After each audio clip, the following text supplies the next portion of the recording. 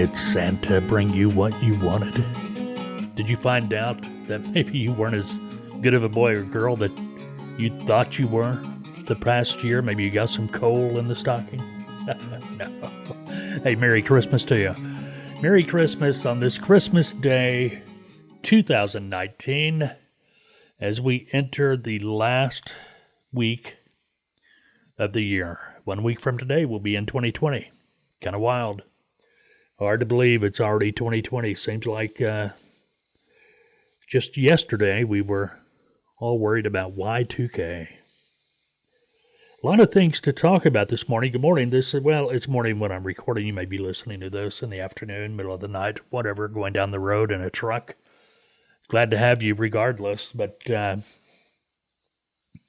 have a lot of things to talk about today. And this is the Freight Broker TV podcast. My name is Mike. I'm your host. And getting right into it, let's turn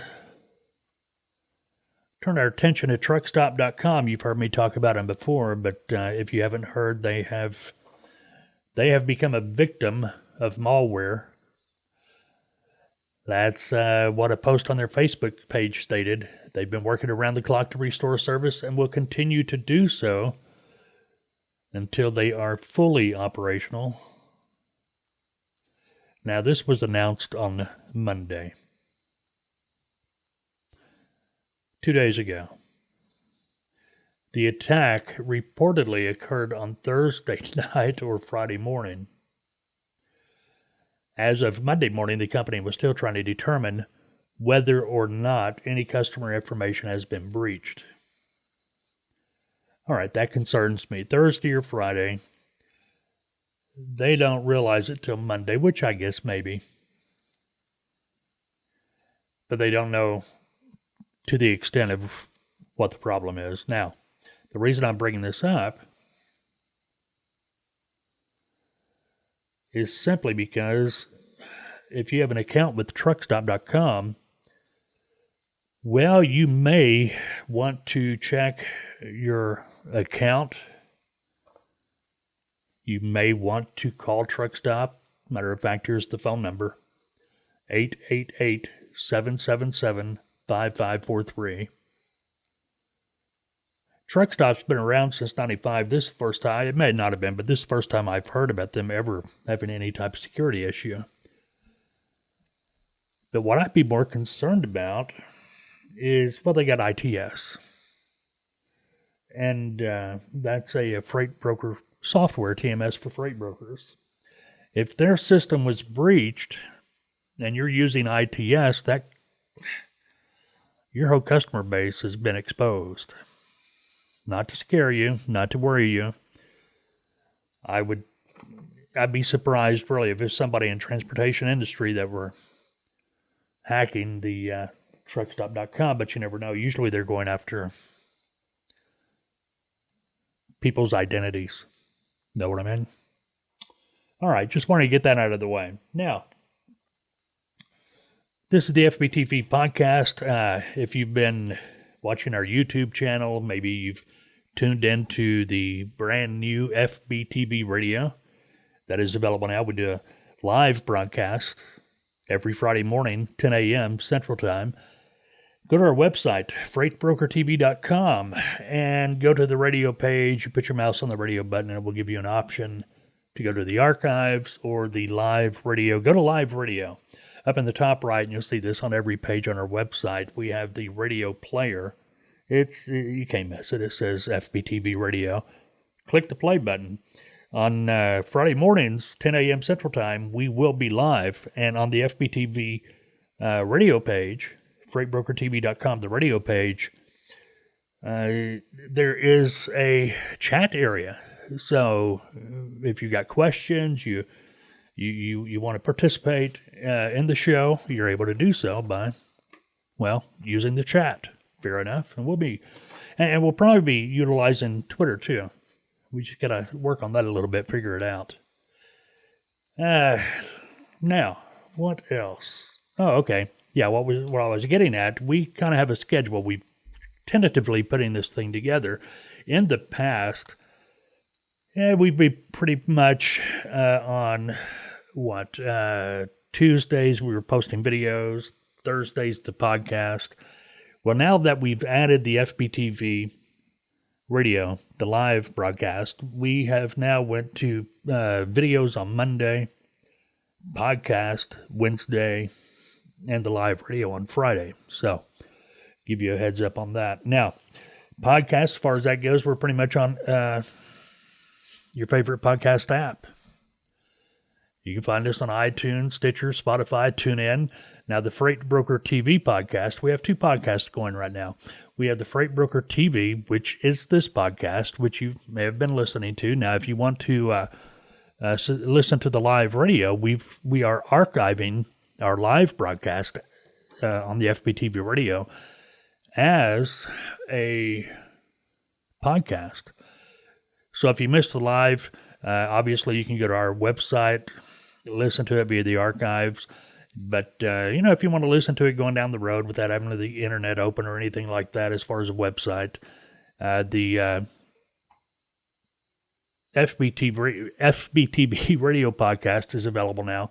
And you're going to find that using your favorite app, okay, iTunes, Stitcher, Spotify, TuneIn, whatever. But that podcast, you'll find it at FBTV Radio if you're doing a search trying to find it. Okay, makes sense? All right, now, this next thing, until the truck stop story came up, this is unbelievable. And you really got to see the pictures. I'm going to give you the website to where you can go in there and look at these pictures in a minute, if you wish. But this is really wild. I mean, severely wild. Now, this happened in Canada. Now, this is just surely it's I was going to say a dually pickup, but it's not even a dually pickup. Holy smoke. It's just a short bed pickup. I don't know if it's a Dodge. What is that? No, it's a Chevy, it looks like. Looks like a Chevy pickup. A standard pickup. Pulling a 53-foot trailer. This happened in Ontario. Cops pulled him over. They took pictures. He has rigged up. It looks like he's got a dolly. A doubles dolly. And he's rigged it up so he can attach it to the receiver hitch, the trailer hitch on his pickup truck. And he's got a safety chain. He's even got airline running to it. He'd have to have airlines running to it. Well, you wouldn't have to, I guess. If he opened the brakes up on the trailer. But this is unbelievable. Obviously, you got a ticket. Not the smartest thing in the world to do. And to be honest with you, I'm thinking, well, it may not even, with that dolly up there and the wheel under it, he's just pulling weight. There's really nothing pushing down on his truck. The dolly's pushing his truck down. You can look at the rear end of the truck and see that, but there's comments. People are making comments about this, and the guy was smart enough. Here's one comment from Wayne. It says, the guy was smart enough to build a brake system, pull the trailer, yet to get pulled over because of that, because it wasn't behind a tractor. Well, be honest with you, if I saw a pickup going down the road, pulling a 53-foot trailer, I would hope law enforcement would pull him over to find out what's going on, because it's ingenious, giving credit for that, but maybe not the smartest thing he's ever done. Pretty cool, though. If you want to look at the story, you can go to cdllife.com. That's where the story is. cdllife.com. And the picture's up there. You can see it. Look at it. It is pretty wild. Jiminy crickets. All right. We have, I've been sitting here trying to decide which topic we're going to be talking about today as far as that will help your brokerage. And what I've been thinking about is occasionally you are going to have something go wrong with the load. The driver's going to call you. They're going to be ticked off because as a broker, you're not only dealing with loads. You're not dealing with trucking companies. You're not only dealing with shippers. You're dealing with drivers and personalities and emotions. If you are a driver or have ever been a driver, you know what I'm talking about. You're out there in that truck on the road for weeks, sometimes months at a time, even days at a time, get under your skin after a while. But it don't take a lot to really turn you into that evil creature. If you've been actually out there on the road and as a driver and you expect that next load to be the one that gets you home, that's what you've been promised, and then all of a sudden you get the dispatch on the load that's supposed to take you home and it's taking you someplace else, not home. That's a heartbreak, It can really cause a driver to do weird things. Another thing, too, is, drivers out there on that truck. And this being Christmas Day, this is the one holiday of the year that most trucking companies, well, pretty much all of them, try to get their drivers home. This is the one holiday where all the trucks pretty much get home. But there are some drivers that weren't able to get home, that wanted to get home. They just weren't able to do it. And they're out there on that road today. Believe me, if they got a family, they got kids, they're feeling it. Those emotions are pretty high. And once, that when they found out they weren't going to be home on Christmas Day, which they found out probably earlier in the week, you can imagine how that emotion was. So you got to take this stuff into consideration. You really do. Some drivers are out there on the road and their significant other decides this is the time I'm going to break up or tell him or her I'm getting a divorce or whatever it might be. Things like that happen. And this can really affect you. If you're a driver out there on the road, it can really make the wheels turn in your head that don't need to be turning. Now, as a broker, occasionally you're going to have to deal with this kind of thing.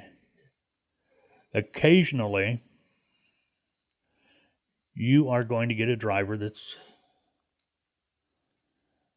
maybe a little mouthy.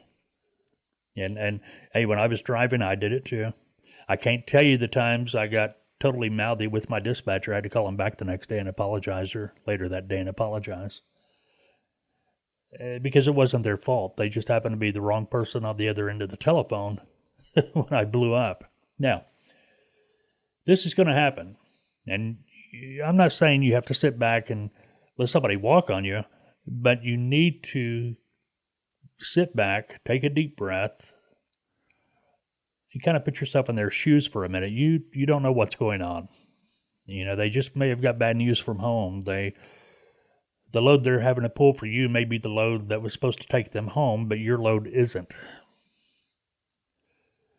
They're kind of upset and probably have a right to be more times than not. I know, whenever I got upset with my dispatcher or whatever, I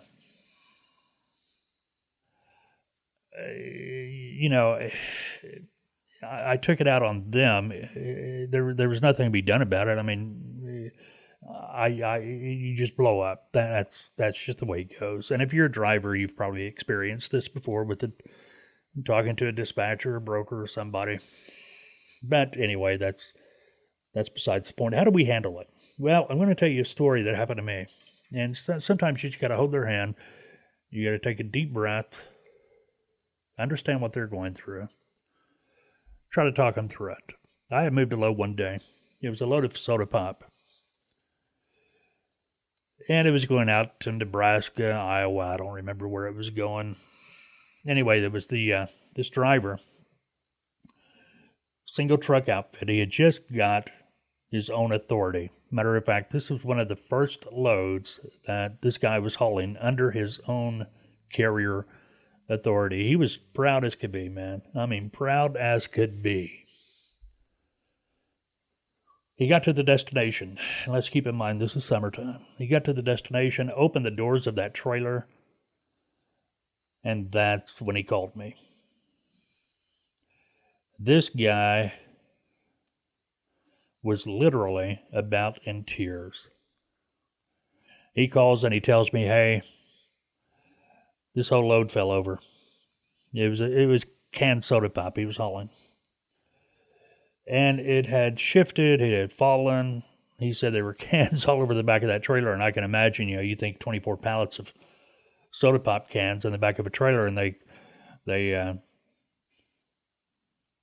get thrown around and they fall over, and you got soda pop cans probably waist deep in the back of that trailer. And he said the cans are busted. There's soda pop dripping from the ceiling, dripping from the walls. It's just a mess.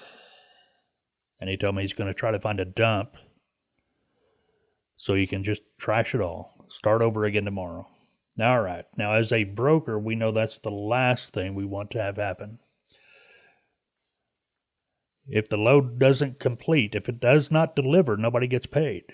We don't make our money as a broker. If the load doesn't deliver, we don't get paid. So, I had to put myself in his shoes. I totally understood. In his mind, he was just going to file an insurance claim with it, let it go, and be done with it. But if he did that, he wasn't going to get paid. The customer's freight wasn't going to be delivered. And obviously, broker wasn't going to get paid. I wasn't going to make any money. So I had to work with him. I had to hold his hand, so to speak, kind of talk him through it. Sometimes you're going to have to do this with the driver. You're going to have to help them get through whatever it is so they can see reality and kind of coach them on doing the right thing. All right. I tried to explain to him. I said, look, buddy, the last thing you want to do is file an insurance claim on this load. Okay? And I'll just tell you right now, if you go to a dump and you trash this load, you'll never be able to get another load from our brokerage again because you just bailed on it. And that's true. Who wants to work with a trucking company that's going to bail on your load first sign of a problem? Now, this is a major problem, granted. But still, he would have been put on the no load list. Now, I explained to him as well, him being a new trucking company with his brand new authority, one of the first loads, and he's got a full truckload insurance claim, his rates would probably go up, his premiums would, if not, his policy would be canceled totally for having a claim like this. I went on to explain to him, I said, look, man, this is canned soda pop. You ever shook up a can of soda pop it, it sprays everywhere. You may only have 3 or 4 cases back there that are busted. The rest of it might be salvageable. Anyway, I got him calmed down by explaining this to him. And he was able to start seeing the big picture and that, probably dumping that wouldn't be the best idea he's ever had. Right now he's probably thinking, hey, getting him on authority wasn't the best idea I've ever had. But besides that, so he's sitting there and I've got him, to listen to me now. And he's starting sanity. Well, let's just say sanity is beginning to return. Okay. So I had it in the back of my head. Where's he at? Because I knew there was still a potential for problem here. I needed this guy to get back there in that truck and restack it. But I knew even if he restacked it, got it all nice and neat, it was going to be sticky. And that was still cause for the receiver of the load to refuse it. So there was still a possibility, even if you restacked it, it was not going to be deliverable. It was going to be refused. That was on the back of my mind. But anyway, we had to get it restacked to take a chance. So I asked him, I said, in front of those loading docks where, the docks where you're to unload, how much room is in front of those docks? And he told me, man, there's a football field. It goes on forever. I said, great. Go ahead and pull out, straight from those docks, get out of the way, but straight from those docks so those people on the docks can see you back there in that trailer restacking that product. He didn't argue with me. He just went with it.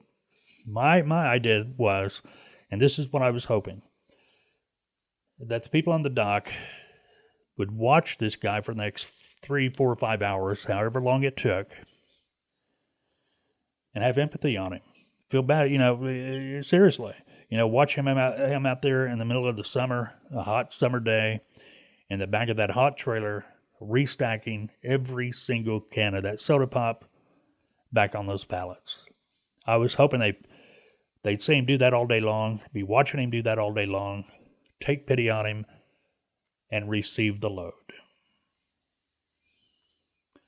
It took about 4 hours, and I got a call from him. This guy, his whole attitude had changed. He was so happy at this point. Mike, you're not going to believe it, man. There was only 4 cans of soda pop busted. 4 cans. But those 4 cans made a mess. Obviously. I mean, you shake up 4 cans in the back of a trailer, a semi-trailer, and it's gonna be nasty. Period. But the thing was, the soda, probably not as much soda pop was on the product as, outside the good cans as could have been. But the thing was, the people did. They watched him restack that all day. They felt for him, and they received the load. No claim, no damage. Everything went like clockwork. That guy got paid. Everybody was happy. The point of my story, the moral of this story, you got to sometimes talk them through it, because these drivers, and I understand that they are out there and they're feeling emotions. They're going through things that, you're sitting behind a desk, you're talking on the telephone, you're sending out emails, you are climbing into your own bed at night. You're waking up in your own bed. You're drinking your coffee, the coffee you made every morning. Okay, those little things like that, the driver is missing. And believe me, those emotions and everything gets exaggerated when you're out there on the road. Because going down that road, hundreds and then thousands of miles a day, a week, a month, whatever, man, that old brain, it's just like that wheel in a hamster cage. It's just constantly turning. And sometimes you got to take a minute, take a breath, help these drivers get through those days. Okay, hope that made sense. Hey, want to remind you, we've been talking about this in the videos, podcast, FBTV radio. Matter of fact, we're going to continue to talk about it all the way through February. Mid-America Trucking Show coming up March 26th through 28th. Going to be in Kentucky, Louisville, Kentucky, at the Kentucky Expo Center. Now, why are we bringing this up? Well, it's pretty simple, actually. The Mid-American Trucking Show has been going on since the early 70s. It's grown. It's pretty remarkable. If you're in transportation, trucking, you really ought to make plans to attend. It's everything trucking, all things trucking. Going to have newest products that are available, educational seminars on a wide variety of trucking topics. Going to be plenty of entertainment, including live music, celebrity appearances, and we don't want to forget the PKY Truck Beauty Championship, the Mid-America Trucking Show.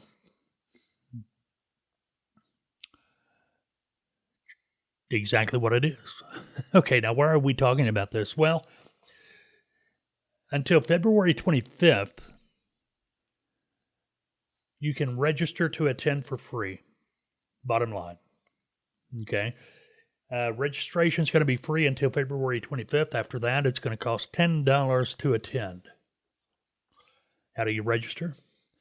Well, you go to truckingshow.com/register. That is truckingshow.com/register. Now, even if you're not sure if you're going to make it or not, Because I know if you're a driver, yeah, it's hard to plan things because, hey, March 25th gets here. Man, you may be in Seattle, Washington. No way you're going to get back in time. But if you're going to be in the area, hey, I highly recommend stopping by. And that's the thing. It's free to register now, so register. And if you're able to attend, great. You won't have to pay that $10 entry fee. So get registered. TruckingShow.com, register. Our subscriber on YouTube, slowly but surely growing. I think last check we had 86, 87, something like that, 88. Trying to get it up there to 100. That's our first milestone. When we get to 100 subscribers, we are going to then initiate our contest. Now, we don't know what those contests are going to be yet, but we're going to have some. We're going to have prizes. Matter of fact, in our prize vault, we already have prizes in value ranging from $15 all the way up to $700. To be able to win, to be able to participate in the upcoming contest, though, you got to be a subscriber, one of our YouTube subscribers. So, if you are not, if you're using YouTube, click the subscribe button to hear this podcast. If you're using one of your podcast apps, hey, that's fine. Next time you're on the internet, go to our YouTube channel. Our YouTube channel is Freight Broker TV.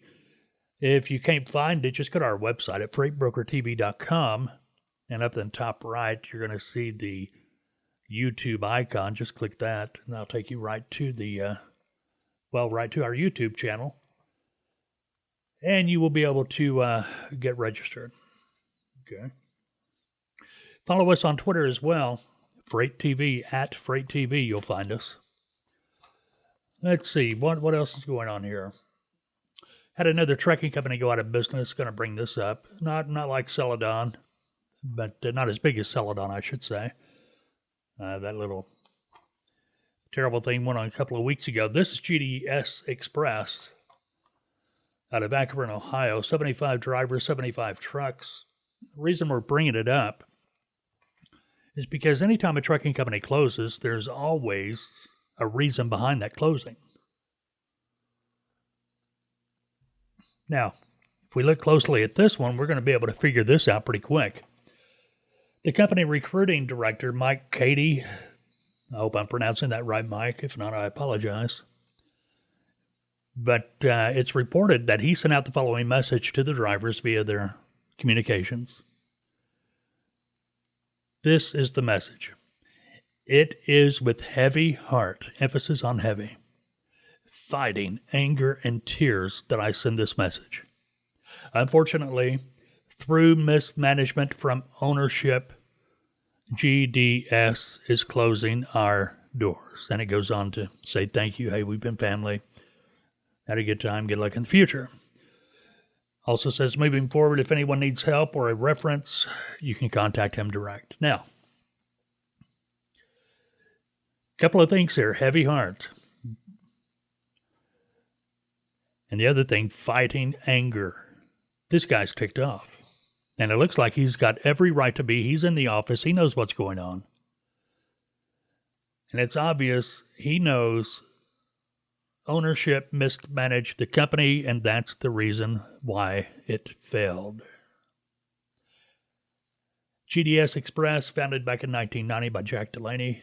He was a former vice president at Roadway Express. He retired in 2010. His son formed GDS Express Group in 2014. Here we are 5 years later, and their history. Mismanagement. This is one thing a lot of people get into the freight broker industry. They want to be a freight broker. A lot of people want to start off, and this goes for truck drivers too. Matter of fact, I was talking about this the other day about drivers becoming owner-operators, getting their own authority. If you're going to have your own business, it's going to take more than just knowing how to drive a truck, It's going to take more than knowing how to make a sales call. It's going to take more than knowing how to get a truck to move a load. It takes business knowledge as well. You're operating your own business. Part of this, a lot of people make a mistake, and it comes back to haunt them, is taxes. IRS. The IRS. I had a buddy of mine. He was in transportation. He was a hot shot. It's been several years ago, but we was talking one day. He goes, Mike, man, I woke up this morning and I was missing $10,000 from my checking account, my business account. I looked. Sure enough, IRS just reached right in, grabbed $10,000 out of his account. Was not expecting it. Obviously, some back taxes involved there, but they're not going to mess around. When they come after it, they come after it big time. So take some business classes. There's even YouTube has videos on business and things like that. It's pretty good to get an idea about business accounting practices, things like that. Start now so you'll be ready for the future, later date. All right, let's wrap this thing up. Don't want to keep you too long. It's Christmas Day. You got other things to do than listen to me. But I appreciate you letting me come in on your Christmas Day, be part of it. Usually about now, I say, hey, have a good day unless you made other plans. Not today. Today, from all of us here at Freight Broker TV, our sponsor, Taltoa, TALTOA.com,